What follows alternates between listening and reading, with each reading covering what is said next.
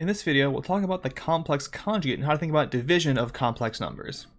So we haven't talked about division yet for complex numbers, and the reason is because it's more complicated. So for real numbers, how do we normally think about division? Well, if we wanted to find the quotient a divided by b, the way we can process, the way you usually start by thinking about this is a times the real number 1 over b. Now, real numbers, it's easy. It's just 1 over that number, so 2 gives you a half, 3 gives you a third, that sort of a thing. But we have not yet talked about how to define this thing for complex numbers. Multiplication, we're good with. We know how to multiply things. So if we can figure out 1 over b is, we'll be able to do this division. So for complex numbers, the question is really, what is 1 over z? If we can figure that out, then doing division is pretty easy because we just multiply by whatever 1 over z is. Now, why is this hard? Well, this is hard because 1 over z is not in the form of a complex number. Right, so if I have the complex number 1 plus I, and I look at 1 over 1 plus I, that's not in the form of x plus iy. I need to figure out how to get that complex number into the form x plus iy, and then I'll be okay. So can we figure out how to write the number 1 over 1 plus I, or 1 over any complex number, into the form x plus iy that matches normal complex numbers? That's the idea of the complex conjugate. That's what we're going to get into now. So what is the complex conjugate of a complex number? Well, it is basically the complex number where I then switch the sign on the imaginary part. So take the number x plus iy, its complex conjugate, written z bar, is x minus iy. So I'm just switching the sign in front of the imaginary part of that number. In addition, we have this thing called the modulus of a complex number, which is just sort of the length of that number from the origin if you think about this in polar coordinates. It's just the formula, square root of x plus y squared for the complex number x plus iy. The basic sort of properties to think of at this point, if I look at the real parts of a complex number and its complex conjugate, they are the same, right? Because I didn't change the real part when I go to the complex conjugate. However, I flip the sign on the imaginary part, so the imaginary part of z is negative the imaginary part of z bar.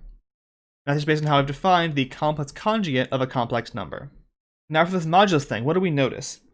Well, if z is actually a real number, then the modulus of z is just the square root of x squared plus 0 squared is the square root of x squared, which is the absolute value of x. You want to think about the modulus as a way to sort of look at how big a complex number is, because it has the same role as absolute value does in the real numbers, telling you how far you are from the origin. This is the exact same idea that this has here in the complex number case. So as an example here, if I look at, say, the complex number 3 plus I, then its complex conjugate is 3 minus I, having switched the sign of the number that sits in front of the I.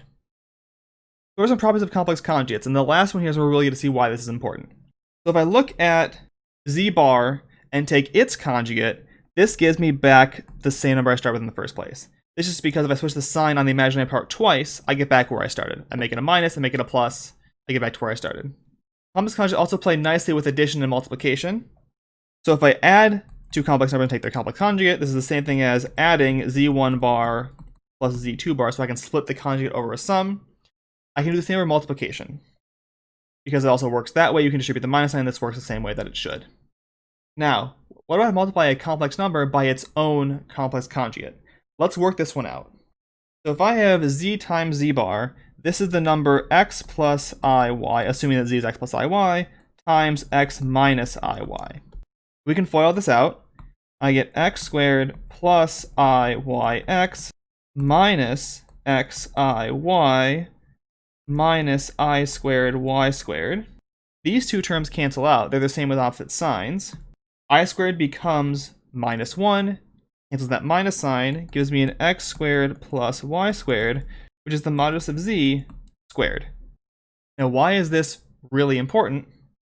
This is a real number. And what's great about that is if I divide by a real number, I still get a real number. So I can use this in trying to figure out 1 over z is supposed to be. Right, 1 over modulus of z squared is still a real number, and I can move it around my complex number formulation totally fine to figure out how these things work. That becomes our key trick for looking at the reciprocal of complex numbers. If I look at the product z times the complex number z bar over modulus of z squared, what do I get?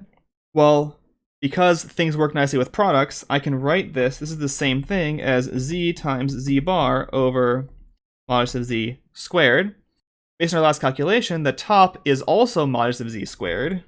So this is 1, which means that my complex number, z bar over modulus of z squared, is 1 over z.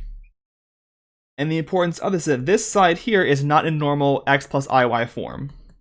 But the other side is, because the denominator is a real number and I can distribute to the top and bottom.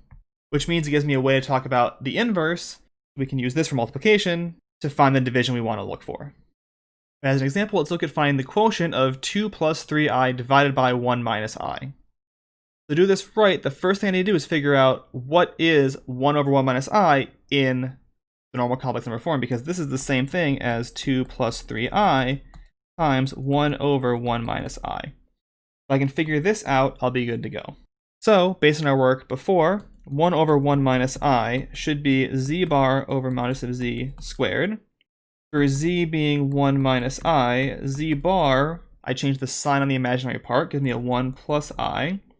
Modulus of z squared is going to be x squared plus y squared, so 1 squared plus minus 1 squared, which is 2. Therefore, I get that 1 over 1 minus I is 1 plus I over 2, or 1/2 plus 1/2 I. Now I can find the quotient that I'm looking for. 2 plus 3i over 1 minus I is 2 plus 3i times 1/2 plus 1/2 I. Distribute, rearrange, and solve. 1 plus 3/2 I plus 2 times 1/2 is 1i, and then plus 3/2 I squared. That I squared becomes a minus 1. 1 minus 3/2 gives me a minus 1/2 plus 5/2 I. That's the quotient I need here. That's the idea of the complex conjugate, which just switches the sign of the imaginary part, and how that leads us to a way to figure out the division of complex numbers. It's not as easy at first because 1 over a complex number is not in the right form, but using this complex conjugate and rearranging it, we can make it so it is in the right form and give us a way to work out division of complex numbers as well, in addition to addition, subtraction, and multiplication that we had before.